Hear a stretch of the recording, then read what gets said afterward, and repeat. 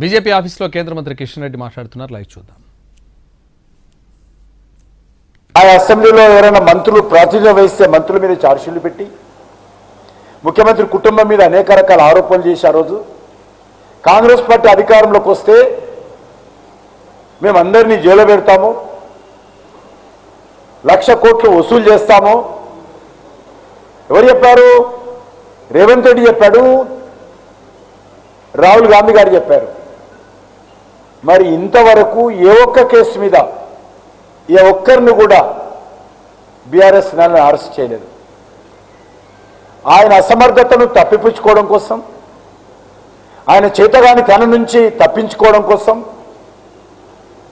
Bharatiya Janata party భుజాల మీద తుపాకులు పెట్టి పేల్చాలనేటువంటి విధంగా ఈరోజు రేవంత్ రెడ్డి వ్యవహరిస్తూ ఉన్నాడు. నేను ఒక్కటే అడుగుతా ఉన్నాను, అనేక రకాల ఆరోపణలు వచ్చినాయి కదా, అనేక ఎమ్మెల్యేల మీద ఎంపీల మీద ఆరోపణలు చేశారు కదా, ఏమైందని అడుగుతా ఉన్నాను. మీ దర్యాప్తు ఎక్కడ పోయిందని అడుగుతా ఉన్నాను. ఈరోజు కత్తి ఒకరికిచ్చి యుద్ధం ఇంకోటి చేయాలంటే కాదు.